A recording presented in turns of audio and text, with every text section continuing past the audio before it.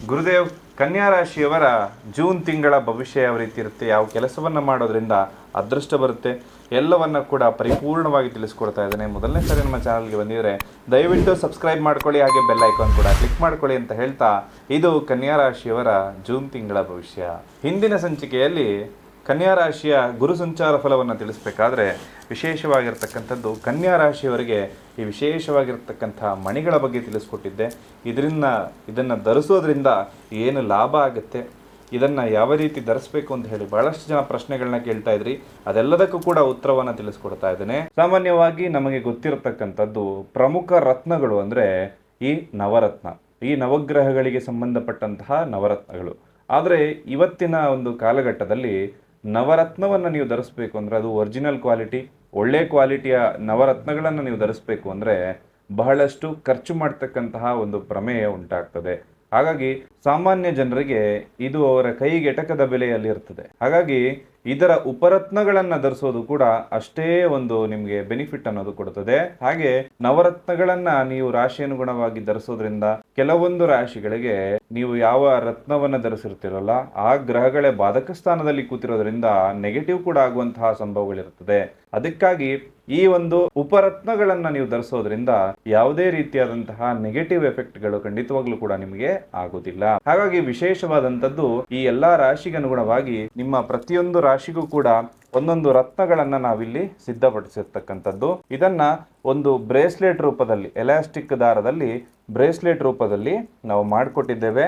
ಇದನ್ನ ಯಾವ ರೀತಿ ಧರಿಸ್ಬೇಕು, ಯಾರು ಧರಿಸ್ಬೇಕು, ಯಾವಾಗ ಧರಿಸ್ಬೇಕು, ಈ ರೀತಿ ಹಲವಾರು ಪ್ರಶ್ನೆಗಳು ನಿಮ್ಮಲ್ಲಿ ಕಾಡ್ತಾ ಇರುತ್ತೆ. ಎಲ್ಲದಕ್ಕೂ ಕೂಡ ಉತ್ತರವನ್ನ ನಾನು ತಿಳಿಸ್ಕೊಡ್ತೇನೆ. ಈ ರತ್ನಗಳು ಅಥವಾ ಮಣಿಗಳನ್ನ ಧರಿಸೋದ್ರಿಂದ ಆಗುವಂತಹ ಉಪಯೋಗಗಳೇನು ಅಂತ ಹೇಳಿ ಬಹಳಷ್ಟು ಜನ ಕೇಳ್ತಾ ಇದ್ರಿ.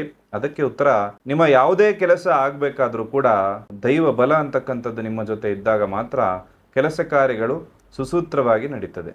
ಹಾಗಾಗಿ ಈ ರತ್ನಗಳನ್ನು ಧರಿಸೋದ್ರಿಂದ ಕೆಲಸ ಕಾರ್ಯಗಳಲ್ಲಿ ಏನಾದರೂ ಅಡೆತಡೆ ಆಗ್ತಾ ಇದ್ರೆ, ಅರ್ಧಕ್ಕೆ ನಿಂತು ಹೋಗಿದ್ರೆ ಅಥವಾ ಕೆಲಸ 90% ಬಂದು ಏನಾದರೂ ಅಡೆತಡೆಯಾಗಿ ನಿಂತಿದ್ರೆ, ಇದನ್ನ ವಿದ್ಯಾರ್ಥಿಗಳು ಧರಿಸೋದ್ರಿಂದ ಅವರ ವಿದ್ಯೆಯಲ್ಲಿ ಏನಾದರೂ ಕುಂಠಿತ ಆಗ್ತಾ ಇದ್ರೆ, ಅಂದುಕೊಂಡ ಮಾರ್ಕ್ಸ್ ಬರ್ತಾ ಇಲ್ಲ ಅಂದ್ರೆ ಖಂಡಿತವಾಗ್ಲೂ ಕೂಡ 13 ವರ್ಷಕ್ಕಿಂತ ಮೇಲ್ಪಟ್ಟ ವಿದ್ಯಾರ್ಥಿಗಳು ಇದನ್ನ ಧರಿಸ್ಕೊಳ್ಳಿ.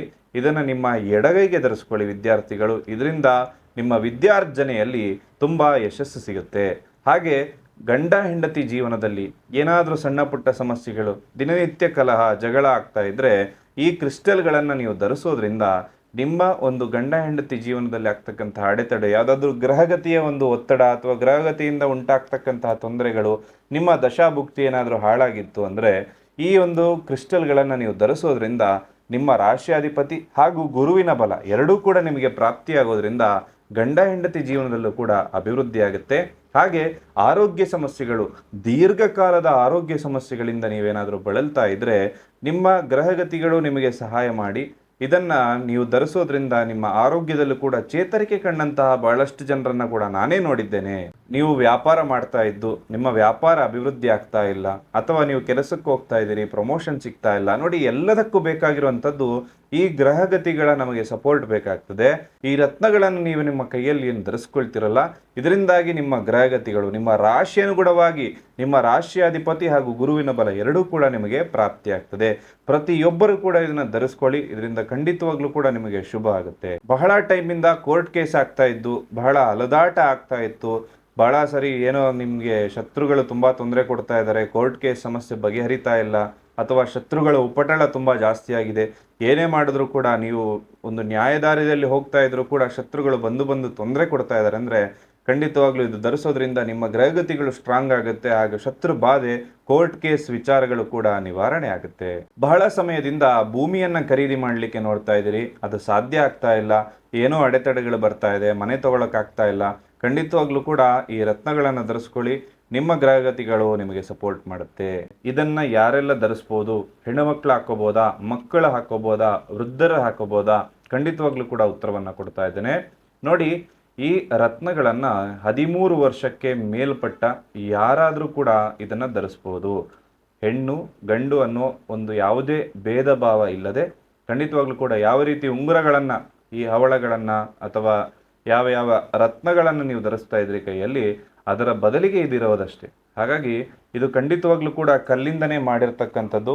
ರಾ ಕಲ್ಲೇನು ಬರುತ್ತಲ್ಲ ಅದನ್ನು ಎಕ್ಸ್ಟ್ರಾಕ್ಟ್ ಮಾಡಿ ಅದರಿಂದಾಗಿ ಈ ರೀತಿ ಒಂದು ರೌಂಡ್ ಬೀಡ್ಸನ್ನು ಮಾಡಿ ಆನಂತರವೇ ಇದನ್ನು ಒಂದು ಪೂಜೆ ಮಾಡಿದ ನಂತರವೇ ನಿಮಗೆ ಕಳಿಸ್ಕೊಡ್ತೇವೆ. ಹಾಗಾಗಿ ಪ್ರತಿಯೊಬ್ಬರು ಕೂಡ ಇದನ್ನು ಧರಿಸ್ಬೋದು. ಹಾಗೆ ಇದನ್ನು ಯಾವ ಕೈಗೆ ಧರಿಸ್ಬೇಕು ಅಂತ ಹೇಳಿ ಬಹಳಷ್ಟು ಜನ ಪ್ರಶ್ನೆಗಳನ್ನ ಕೇಳ್ತಾ ಇದ್ರಿ.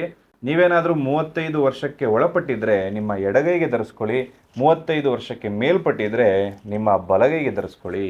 ಇದನ್ನ ಯಾವಾಗ ತೆಗಿಬೇಕು ಅಂತ ಹೇಳಿ ಬಹಳಷ್ಟು ಜನ ಕೇಳ್ತಾ ಇದ್ರಿ. ಇದಕ್ಕೆ ಉತ್ತರ, ರಾತ್ರಿ ಮಲಗುವಂತಹ ಸಂದರ್ಭದಲ್ಲಿ ಇದನ್ನ ನೀವು ತೆಗೆದಿಡಬೇಕು. ಹಾಗೆ ಸ್ನಾನ ಆದ ನಂತರವೇ ಇದನ್ನ ಧರಿಸ್ಕೋಬೇಕಾಗ್ತದೆ.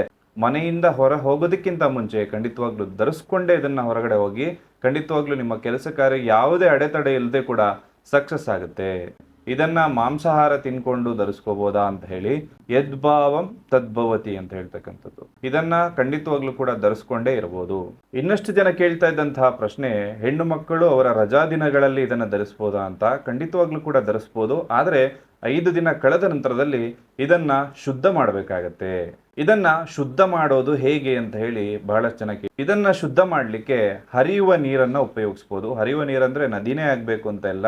ನಿಮ್ಮ ಮನೆ ಹೊರಗಡೆ ಇರತಕ್ಕಂತಹ ನಲ್ಲಿ ಯಾವುದಾದ್ರೂ ಇತ್ತು ಅಂದರೆ ಆ ಟ್ಯಾಪನ್ನು ಆನ್ ಮಾಡಿ, ಈ ಒಂದು ರತ್ನಗಳೇನಿರುತ್ತಲ್ಲ ಟ್ಯಾಪನ್ನು ಆನ್ ಮಾಡಿಬಿಟ್ಟು ಒಂದು 5 ಬಾರಿ ಹಿಂಗೆ ಹಿಡಿದುಬಿಟ್ಟು ಎಲ್ಲ ರತ್ನಗಳನ್ನು ಕೂಡ ತೊಳಿರಿ, ಆಯಿತಾ.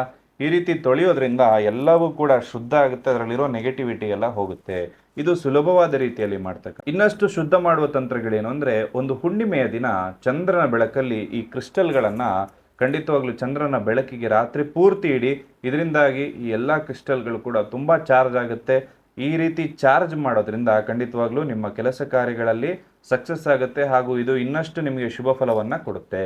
ಇದು ಯಾವುದು ಕೂಡ ಮಾಡೋದಕ್ಕೆ ಸಾಧ್ಯ ಆಗ್ತಾ ಇಲ್ಲ ಅಂದರೆ ಸೆಲೆನೈಟ್, ಈ ಪ್ಲೇಟನ್ನು ನೀವು ಬಳಸ್ಕೊಂಡು ಈ ಕ್ರಿಸ್ಟಲ್ಗಳನ್ನು ಶುದ್ಧ ಮಾಡ್ಕೋಬಹುದು.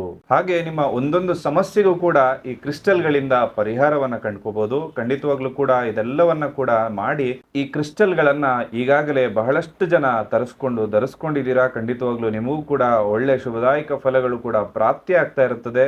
ಹಾಗೆ ಇನ್ನಷ್ಟು ಜನರಿಗೂ ಕೂಡ ಈ ಕ್ರಿಸ್ಟಲ್ಗಳ ಬಗ್ಗೆ ಹೇಳಿ ಇದನ್ನು ಧರಿಸೋದ್ರಿಂದ ನಿಮ್ಮ ಕೆಲಸ ಕಾರ್ಯಗಳು ಯಾವುದೇ ಅಡೆತಡೆ ಇಲ್ಲದೆ ಸಕ್ಸಸ್ ಆಗುತ್ತೆ. ಈ ರತ್ನಗಳು ನಿಮಗೂ ಕೂಡ ಏನಾದರೂ ಬೇಕಾಗಿತ್ತು ಅಂದರೆ ಖಂಡಿತವಾಗ್ಲೂ ಕೆಳಕಂಡ ನಂಬರ್ಗೆ ಕರೆ ಮಾಡುವ ಮುಖಾಂತರದಲ್ಲಿ ಅದನ್ನು ನೀವು ನಿಮ್ಮ ಮನೆ ಬಾಗಿಲಿಗೆ ತರಿಸ್ಕೊಳ್ಬೋದು. ಹಾಗೆ ನೆನಪಿನಲ್ಲಿ ಇಟ್ಕೊಳ್ಳಿ, ಇದನ್ನು ನಿಮ್ಮ ಹೆಸರಲ್ಲಿ ಪ್ರಾಣ ಪ್ರತಿಷ್ಠಾಪನೆ ಮಾಡಿದ ನಂತರವೇ ನಿಮಗೆ ಕಳಿಸ್ಕೊಡ್ತಾ ಇರುವಂಥದ್ದು. ಹಾಗೆ ಕನ್ಯಾ ರಾಶಿಯವರ ಜೂನ್ ತಿಂಗಳ ಭವಿಷ್ಯ ಯಾವ ರೀತಿ ಇರುತ್ತೆ ಅಂತ ಹೇಳಿ ನೋಡೋದಾದ್ರೆ, ಈ ಮಾಸದಲ್ಲಿ ಸ್ನೇಹಿತರಿಂದ ಸ್ವಲ್ಪ ಸಹಾಯ ಬರುವಂತಹ ಸಾಧ್ಯತೆ ಹೆಚ್ಚಾಗಿರುವಂಥದ್ದು. ಭೋಗ ವಸ್ತುಗಳಿಂದ ಸ್ವಲ್ಪ ನಷ್ಟ ಆಗಬಹುದು. ಏನಾದರೂ ಅನಗತ್ಯ ಖರ್ಚು ಮಾಡಿ ಹಣವನ್ನ ನಷ್ಟಪಡುವಂತಹ ಸಾಧ್ಯತೆ ಇದೆ. ಸಂಗೀತ, ಕಲೆ ಮತ್ತು ಆರೋಗ್ಯಕ್ಕೆ ಸಂಬಂಧಪಟ್ಟಂತೆ ಒಂದಷ್ಟು ಏಳಿಗೆ. ಸಂಗೀತ ಕಾರ್ಯದಲ್ಲಿ ಯಾರಾದರೂ ಇತ್ತು ಅಂದರೆ, ಸಂಗೀತ ಕ್ಷೇತ್ರದಲ್ಲಿ ಕನ್ಯಾ ರಾಶಿಯವರು ಯಾರಾದರೂ ಇತ್ತು ಅಂದರೆ ಸ್ವಲ್ಪ ಲಾಭ ಆಗುತ್ತೆ. ಕಲೆಯಲ್ಲಿತ್ತು ಅಂದರೆ ಲಾಭ ಆಗುತ್ತೆ. ಹಾಗೆ ಆರೋಗ್ಯದಲ್ಲೂ ಕೂಡ ಲಾಭ ಆಗುತ್ತೆ. ಆರೋಗ್ಯದಲ್ಲಿ ಏನೋ ಸಮಸ್ಯೆಗಳಿತ್ತು ಅಂದರೆ ಅದೆಲ್ಲವೂ ಕೂಡ ನಿವಾರಣೆ ಆಗುತ್ತೆ. ಸಂತಾನ ಭಾಗ್ಯ ಕೂಡ ಕನ್ಯಾ ರಾಶಿಯವರಿಗೆ ಈ ಮಾಸದಲ್ಲಿರುವಂಥದ್ದು. ಕೆಲವೊಂದು ಕಾರ್ಯಗಳಲ್ಲಿ ವಿಘ್ನಗಳು ಬರುವಂತಹ ಸಾಧ್ಯತೆ ಇದೆ.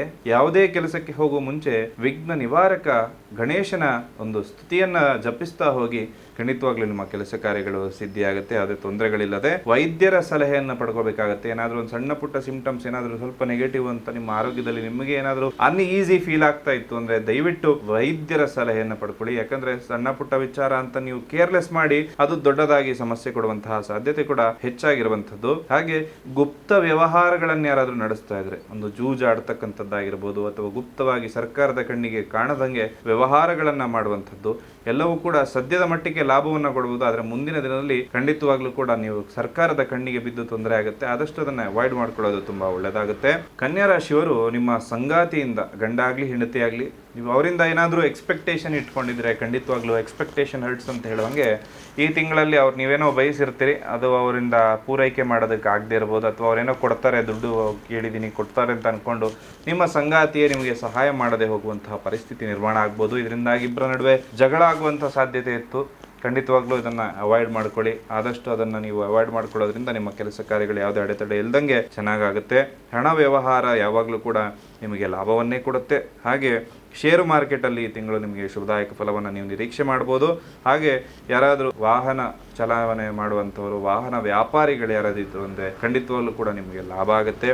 ಲಾಯರ್ಗಳಿಗೆ ಕೂಡ ಈ ತಿಂಗಳಲ್ಲಿ ಲಾಭ ಆಗುತ್ತೆ. ಹಾಗೆ ಬೆಳ್ಳಿ ಬಂಗಾರ ರೇಷ್ಮೆ ವ್ಯಾಪಾರಿಗಳಿಗೂ ಕೂಡ ಈ ತಿಂಗಳು ಮಧ್ಯಮ ಫಲ ಅಂತಕ್ಕಂಥದ್ದು ಕಾಣ್ತಾ ಇದೆ. ಹಾಗೆ ವಿದ್ಯಾರ್ಥಿಗಳು ವಿದ್ಯೆಯ ಕಡೆ ಒಂದ್ ಸ್ವಲ್ಪ ಗಮನ ಬಿಟ್ಟು ಬೇರೆ ಕಡೆ ಗಮನ ಹೋಗುವಂತಹ ಸಾಧ್ಯತೆ ಕೂಡ ಹೆಚ್ಚಾಗಿರುವಂತದ್ದು. ಸ್ವಲ್ಪ ಇದ್ರ ಕಡೆ ಗಮನ ಕೊಟ್ಟು ವಿದ್ಯೆಯ ಕಡೆ ಮಾತ್ರ ನೀವು ಗಮನ ನೀಡಿದ್ರಿಂದ ನಿಮಗೆ ಶುಭ ಆಗುತ್ತೆ.